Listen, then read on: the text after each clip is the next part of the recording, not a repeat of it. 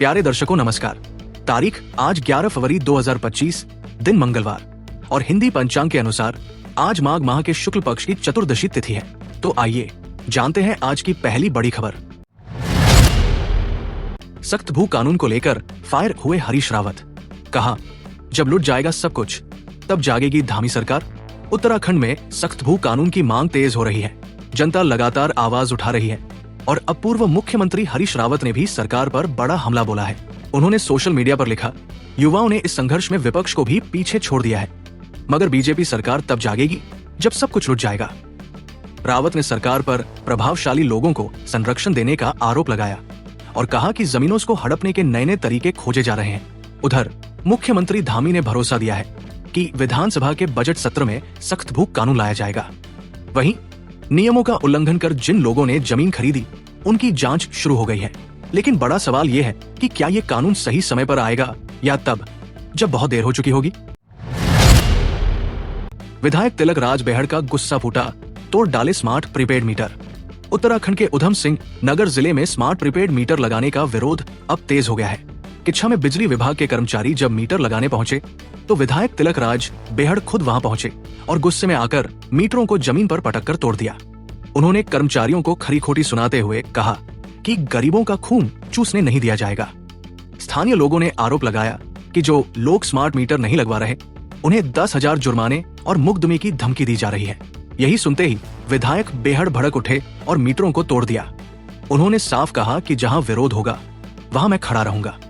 अब इस घटना के बाद प्रशासन की भी मुश्किलें बढ़ गई है। शुरू हुई संस्कृति बचाओ यात्रा।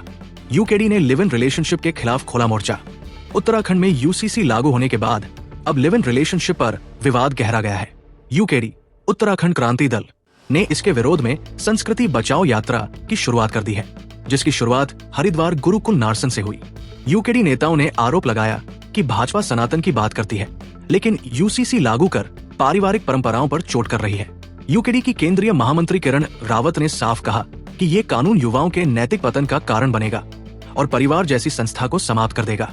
यात्रा संयोजक राजेंद्र सिंह बिष्ट ने चेतावनी दी कि अगर सरकार ने इस पर ध्यान नहीं दिया तो वे जल्द ही कुमाऊं में भी बड़ा आंदोलन करेंगे। उत्तराखंड में पेपरलेस होगी जमीनों की रजिस्ट्री। सरकार ने की पूरी तैयारी, कैबिनेट की मुहर का इंतजार। उत्तराखंड में जमीनों की रजिस्ट्री अब पूरी तरह डिजिटल होने जा रही है। सरकार ने सभी तैयारियां पूरी कर ली है और अब कैबिनेट से अंतिम मंजूरी मिलते ही ये सुविधा शुरू हो जाएगी। वित्त मंत्री प्रेमचंद्र अग्रवाल ने बताया कि अब स्टाम्प ड्यूटी और रजिस्ट्रेशन फीस का भुगतान ऑनलाइन होगा। पक्षकार घर बैठे ही दस्तावेज तैयार कर सकेंगे और वर्चुअल सत्यापन की सुविधा भी मिलेगी। इससे भ्रष्टाचार पर लगाम लगेगी और रजिस्ट्री प्रक्रिया में पारदर्शिता आएगी। सबसे बड़ी बात, अब फर्जीवाड़ा लगभग नामुमकिन हो जाएगा।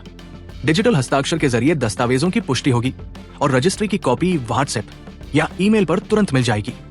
अब देखना यह है कि ये डिजिटल क्रांति कब तक लागू होती है और क्या ये भ्रष्टाचार पर असल में रोक लगा पाएगी।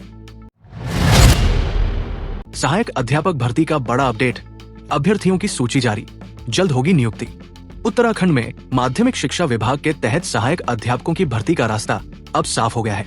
उत्तराखंड अधीनस्थ सेवा चयन आयोग यूकेएसएससी ने स्क्रूटनी प्रक्रिया पूरी कर अभ्यर्थियों की सूची जारी कर दी है। भर्ती प्रक्रिया में तकनीकी अड़चनें आई थी, लेकिन अब सभी बाधाओं को दूर कर दिया गया है।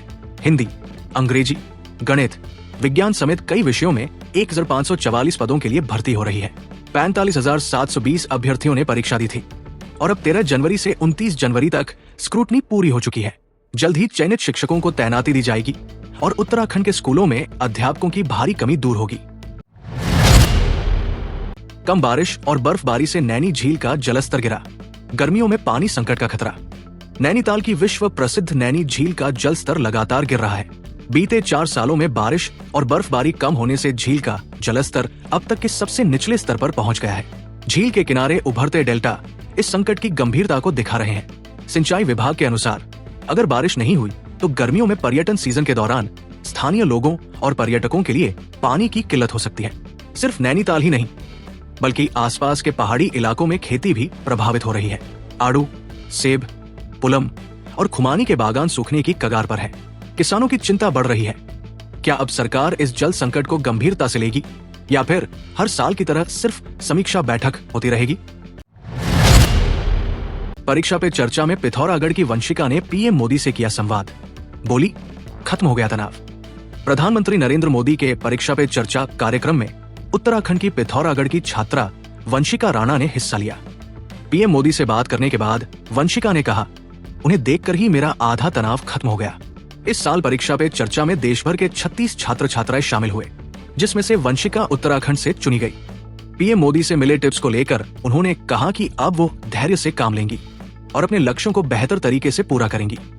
विद्यालय की प्रवक्ता मंजुला पांडे ने भी खुशी जताई और कहा कि ये पल वंशिका और उत्तराखंड दोनों के लिए गर्व की बात है। प्रधानमंत्री मोदी का ये कार्यक्रम छात्रों के तनाव को कम करने के लिए बहुत प्रेरणादायक साबित हुआ है। नीदरलैंड दौरे पर सहकारिता मंत्री धन सिंह रावत कृषि और डेयरी में नई तकनीकों का कर रहे हैं अध्ययन। उत्तराखंड में कृषि और डेयरी क्षेत्र को बेहतर बनाने के लिए सहकारिता मंत्री डॉक्टर धन सिंह रावत इन दिनों नीदरलैंड दौरे पर हैं। वहां वे खाद्य प्रसंस्करण, फ्लोरिकल्चर, डेयरी और कृषि क्षेत्र में आधुनिक तकनीक का अध्ययन कर रहे हैं। इस यात्रा का आयोजन नाबार्ड और राबो बैंक समूह द्वारा किया गया है, जिसमें देश भर से 26 अधिकारी और हिमाचल के मंत्री जगत सिंह नेगी भी शामिल हुए हैं। मंत्री रावत ने कहा कि नीदरलैंड की भौगोलिक स्थिति उत्तराखंड से मिलती जुलती है, इसलिए वहां की कृषि प्रणाली और सहकारी बैंकिंग मॉडल को अपनाकर उत्तराखंड के किसानों को लाभ पहुंचाया जाएगा। इस दौरे से उत्तराखंड के सहकारी बैंकों और ग्रामीण विकास को मजबूती मिलने की उम्मीद है। उत्तराखंड की चमक बरकरार, 77 पदकों तक पहुंचा राज्य का सफर। राष्ट्रीय खेलों में उत्तराखंड का शानदार प्रदर्शन जारी है। सोमवार को प्रदेश ने 2 स्वर्ण सहित 10 पदक और अपने नाम किए, जिससे कुल पदकों की संख्या 77 हो गई। इन पदकों में 17 स्वर्ण, 27 रजत और 33 कांस्य शामिल हैं। 3000 मीटर दौड़ में अंकिता ध्यानी ने और जूडो में सिद्धार्थ रावत ने स्वर्ण पदक जीतकर प्रदेश का मान बढ़ाया। वहीं साहिल मलिक, अनु कुमार और प्रवीण ने रजत पदक जीता। जूडो पुरुष 73 किलोग्राम वर्ग में Pradeep Rawat, modern pentathlon team स्पर्धा में भागीरथी रावत, आरना चौहान और श्रद्धा जोशी ने भी रजत पदक हासिल किया। उत्तराखंड के खिलाड़ियों के इस प्रदर्शन ने राज्य को गौरवान्वित कर दिया है। 30 विधायकों के 500 से अधिक सवाल गरमाएंगे सदन। पहली बार पेपरलेस होगी विधानसभा। उत्तराखंड विधानसभा का बजट सत्र 18 फरवरी से शुरू होने जा रहा है और इससे पहले ही सदन गरमाने के पूरे आसार नजर आ रहे हैं। अब तक पक्ष विपक्ष के 30 विधायकों की ओर से 500 से अधिक सवाल विधानसभा सचिवालय को प्राप्त हो चुके हैं। पहली बार विधानसभा को पेपरलेस किया जा रहा है। हालांकि विधायकों को असुविधा न हो, इसके लिए कुछ मामलों में कागज का उपयोग जारी रहेगा। विधानसभा अध्यक्ष ऋतु खंडूड़ी भूषण ने कहा कि हमारा प्रयास रहेगा कि विधायकों के सभी सवालों के जवाब मिले और राज्य के विकास और जनहित के मुद्दों पर सार्थक चर्चा हो। 16 फरवरी को सुरक्षा एवं अन्य व्यवस्थाओं को लेकर विभागीय अधिकारियों की अहम बैठक बुलाई गई है। वन दरोगा भर्ती में बड़ा अपडेट, 124 नए पद शामिल। अब कुल 365 पदों के लिए आवेदन शुरू। उत्तराखंड में सरकारी नौकरी की तैयारी कर रहे युवाओं के लिए बड़ी खुशखबरी है। उत्तराखंड अधीनस्थ सेवा चयन आयोग ने वन दरोगा के 124 पदों को अपनी भर्ती प्रक्रिया में शामिल कर लिया है। इससे पहले भर्ती के विज्ञापन में इन पदों का निर्धारण नहीं हुआ था, लेकिन अब इनकी संख्या स्पष्ट हो चुकी है। इस बदलाव के बाद रिक्त पदों की कुल संख्या 241 से बढ़कर 365 हो गई है। इच्छुक अभ्यर्थी 28 फरवरी तक आवेदन कर सकते हैं। आवेदन शुल्क सामान्य और ओबीसी वर्ग के लिए 300 रुपए, जबकि SC, ST, EWS और दिव्यांग अभ्यर्थियों के लिए 150 रुपए तय किया गया है। मशहूर हास्य कलाकार घन्ना भाई का स्वास्थ्य बिगड़ा, देहरादून अस्पताल में भर्ती। उत्तराखंड के प्रसिद्ध हास्य कलाकार घनानंद उर्फ घन्ना भाई की तबीयत बेहद गंभीर बनी हुई है। देहरादून के श्री महंत इंद्रेश अस्पताल में उनका इलाज जारी है, जहां वो पिछले 4 दिनों से वेंटिलेटर पर है। डॉक्टरों की टीम क्रिटिकल केयर यूनिट में लगातार उनकी निगरानी कर रही है। सोशल मीडिया पर उनकी तस्वीरें सामने आने के बाद फैंस उनके जल्द स्वस्थ होने की दुआ कर रहे हैं। परिवार से मिली जानकारी के अनुसार 2 महीने पहले घन्ना भाई का प्रोस्टेट का ऑपरेशन हुआ था, लेकिन ऑपरेशन के बाद से ही उनकी तबीयत लगातार बिगड़ती चली गई। हीमोग्लोबिन गिरने और हार्ट पेशेंट होने के कारण स्थिति और नाजुक हो गई है।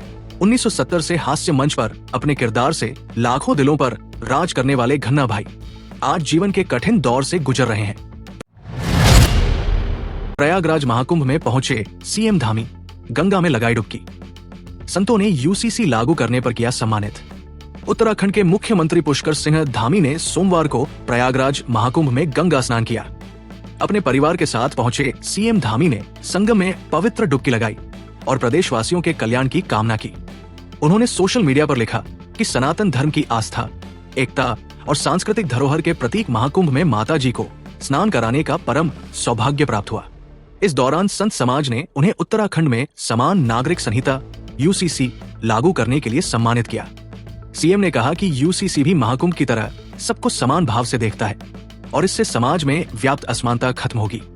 संतों का आशीर्वाद पाकर सीएम धामी ने इसे ऐतिहासिक क्षण बताया।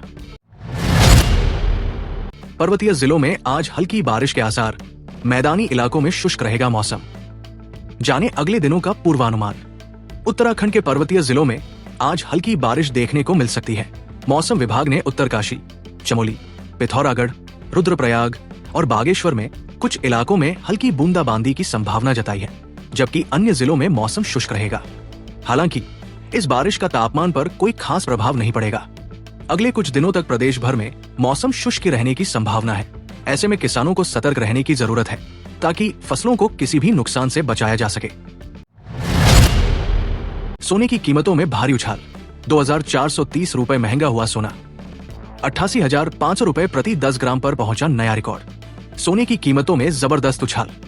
दिल्ली के सर्राफा बाजार में सोमवार को सोने की कीमतें 2430 रुपए की बढ़त के साथ 88,500 रुपए प्रति 10 ग्राम के नए उच्चतम स्तर पर पहुंच गई। इसके पीछे सबसे बड़ा कारण वैश्विक बाजारों में सोने की मांग बढ़ना और अमेरिकी राष्ट्रपति डोनाल्ड ट्रंप की नई टैक्स नीतियां बताई जा रही है। निवेशकों का झुकाव अब सुरक्षित संपत्तियों की ओर बढ़ रहा है, जिससे सोने की कीमतें आसमान छू रही है। चांदी की कीमतों में भी 1000 रुपए की बढ़त दर्ज की गई और ये 97,500 रुपए प्रति किलोग्राम पर पहुंच गई। विशेषज्ञों का मानना है कि यदि यही रुख जारी रहा तो आने वाले दिनों में सोना और महंगा हो सकता है। प्यारे दर्शकों, ये थी आज की प्रमुख खबरें। नमस्कार।